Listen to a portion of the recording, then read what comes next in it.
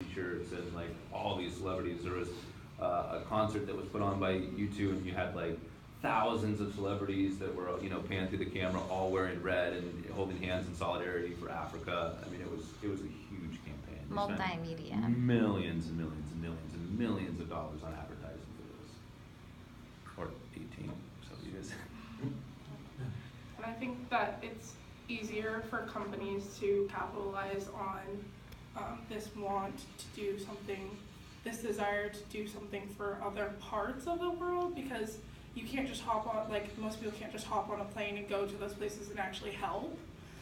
Whereas I feel like there's plenty of things that you can do in our country to help people that are in need, and it's sometimes hard for me to like, of course I want to help other people of other countries, but I work out at the Lummi Nation reservation with the kids out there, and there's so much need for so much help, and they need so many resources that they don't have, and it's hard for me to want to sit here and buy these products when I can just go out there and help those kids. But I think that's the difference too, is like that's not sexy, like, Yeah. and that's a terrible word to use for this, but it's not. Like when you go out and you actually put yourself out in the margins of society that needs the help the most, it's heartbreaking and it's tough and it's uncomfortable and it's a struggle, and nobody really wants to. I mean, the vast majority of people don't really want to do that. They say they want to be philanthropic and they say they want to make a difference in the world, but when it's difficult or inconvenient, they really don't. And I'm hypocritical too, because I'm guilty of that at times, and there's been times where I've gotten an immense amount of reward for doing those types of things, whether it be donating time or whatever. But I think that's the part of the issue too, though, is like when you can save someone who's far off and you're not directly faced with it, then you can feel like you're making a difference without being inconvenienced or having to internalize any of the negativity or the actual like heartbreak that's actually happening. But I think the thing that frustrates me the most about this neoliberal topic, and I think it hit home the most when we talked about sort of the green piece and the enterprise itself, is that now we have corporations, and when they're as big as they are, I think it strips away the human aspect of wanting to be altruistic, and it puts all the responsibility on the consumers, and I think that sucks. I think it should be just as much on the responsibilities of the corporation who are making billions of dollars exploiting us and having us consume. It should be their responsibility too, and I feel like if you get the legal power and protection and tax protection through Citizens United to be considered a person by the law, then you should also have to have the same humanistic, altruistic responsibilities as we as the individual do. And I think I think Reg should take more responsibility of how much they should get back. Because, like, 5 cents from a Starbucks drink is not that much. And, like, can it really make a difference? So, like, in a few hours you can make $1. Like, that's not that much. So, like, I feel like they should, like, have a requirement. You have to give me this much if you're going to use my label. I know they charge them, but, I mean, I don't think that is going to be enough to make a difference. And why don't they just spend their money that they spend on advertising to just contribute? That is like the major question. And the same thing with like the Komen Foundation stuff. I also think that it would be in a situation like this, because it feels like a double edge. Like there's been exploitation in other countries, and then we're being exploited in order to help other countries. I think it would be an absolute requirement that they report how much is actually given to these foundations, and not that should not be a mystery. That we should know that. Right. And you see that's all tied up with the broader neoliberal ideology of government of like, if you deregulate companies, then that kind of financial oversight doesn't happen, because it's not government's responsibility to regulate markets, it's government's responsibility to deregulate those markets. So it turtles all the way down. I think we have to be really careful in our terminology, because they're not exploiting us.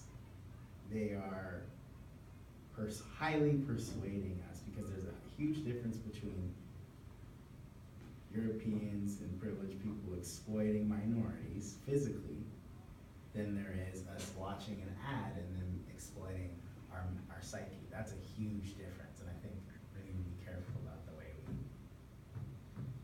distinguish the two, because they're not the same. Certainly not the same, but in terms of like the definition of what exploitation is, right? That it's think using it's your the same. sort of free labor in order to profit, large They're not corporations. the same But degree. they're definitely not the same degree, for That's sure. what I'm saying, Yes. maybe they're not, maybe it's not a fair comparison, Mhm. so maybe, But I think that it's a rhetorical move to say that we're both part of this bigger process of exploitation where corporations are exploiting all of us, and that is what is like rhetorically done to try to create a connection between sort of Western European spaces of privilege and non-Western spaces that are deprivileged, to say like, actually, you should see yourself in solidarity because corporations are aimed at the same, they're exploit different levels of exploitation, right? But that it is exploitation around the board, right? That we're all part of this bigger process of exploitation. yeah, it's just like. But a dangerous. No, the thing is just for Totally. me, like, you know what I'm saying? I Like, do. just for me processing that as Yeah. like an individual, it's Right. just like very like confrontational for me, cause it's like, I don't agree, you know? Yeah. But I totally respect where you're coming from. Sure. So the next question we want to ask is, what does the Product Red campaign symbolize, and how does it shape the ideal citizen? What do you mean by symbolize? Whatever you want. No, just kidding. I don't know. Like, for me, when I see the Product Red campaign, it's before I did this presentation, obviously. It symbolized, you know, doing good for others. It symbolized Africa, to be honest, and the AIDS campaign, or against AIDS. But also, it symbolized so many different ways of consuming and so many different products.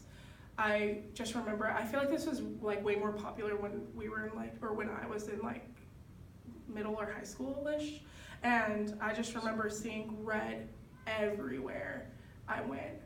And it kind of like created its own like manifestation in my mind. Although I didn't have any of the products, although I didn't buy any of the products, I still knew what it was. Like if I saw that Dell commercial without anything else, I would know exactly what it was.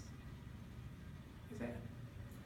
One thing that I remember when I was in high school and this was coming out is I just remember thinking how odd it was that they named their company and built their company around a primary color. Like everywhere. They now own that color. So then and when it was popular enough, you know, I see Kevin's shirt and I think of the company. I see Yeah. red anywhere. I wonder, is that a red monster? Is that a red brand?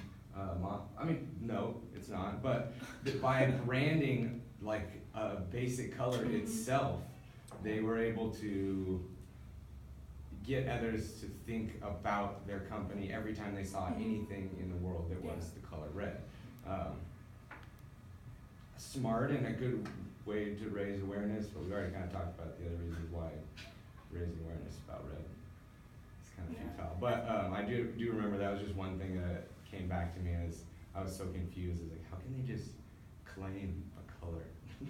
I think that's a good point, and you know, I think that's something that you don't like initially think of. You're not like, oh, they're trying to get my attention for every red thing that I'm seeing. But now I'm like, they got me. Like, I definitely would think of this company when I would see the color red, and especially at Gap for some reason, especially.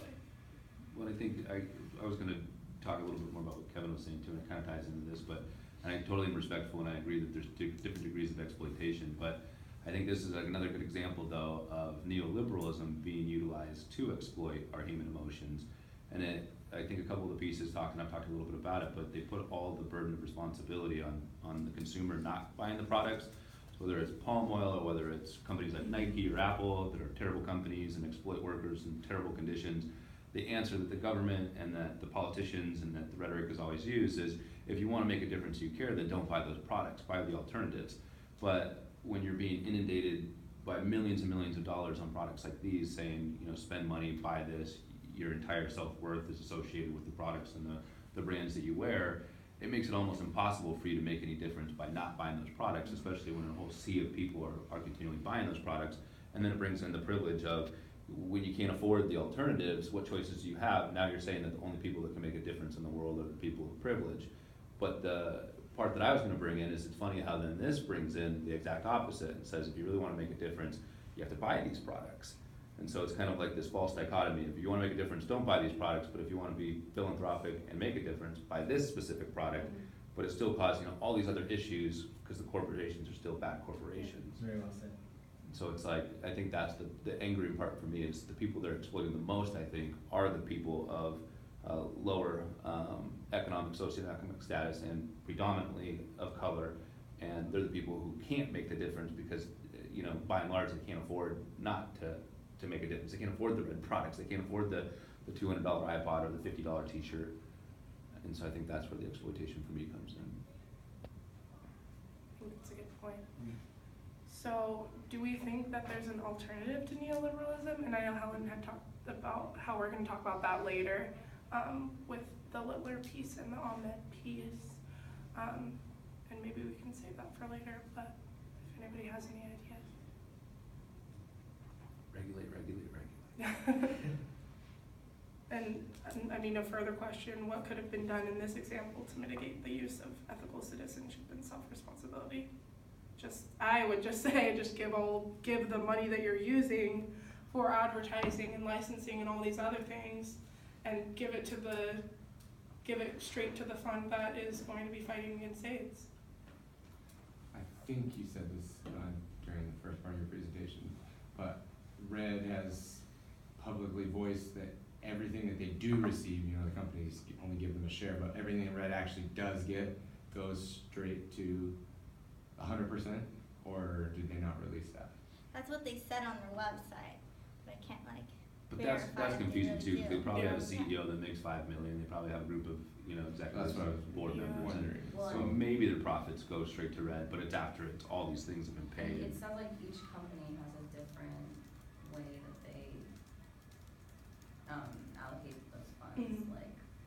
Well, I was just meaning like RED itself, once each company's given the money however they wanna give it, and RED is sitting there as a company, is RED CEO Bono, or is there a whole separate corporate organization structured around keeping RED alive? That's what There it is. is, yeah. You know, Red is like its own company, and then it lets these other companies use its, you know, license and use its brand, basically.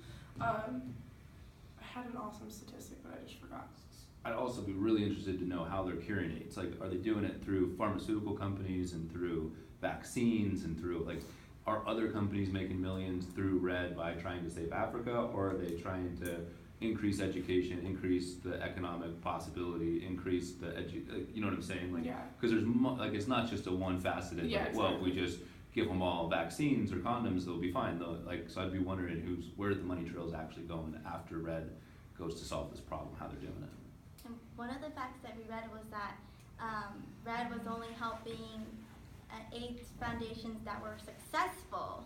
So if there was just like a startup one somewhere else, they wouldn't help them because they want that label that we're making a difference. This, like how successful this AIDS foundation is, and we're helping them. Whereas like if there was like a smaller corporation or anything that is working towards AIDS, they won't fund it. Is that how they're doing then? Red's actually taking the money that they're donating it to actual companies that are already in existence? It's Yes. yeah.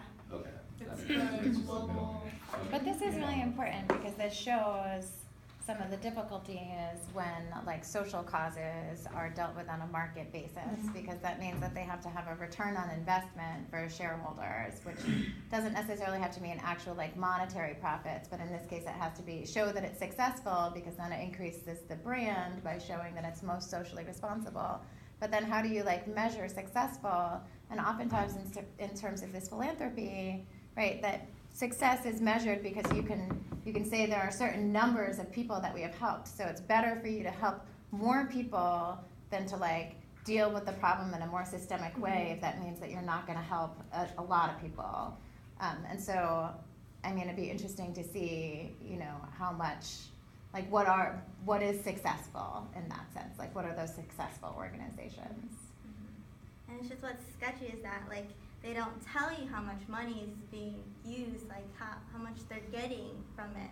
And they keep that a secret, but they're saying, oh, we're so successful, we're helping so many people. But like, how much money and how many people, and they can't even answer that question. So like you're kind of wondering like, are you even making a difference? Like you're saying you are, but you probably just might have helped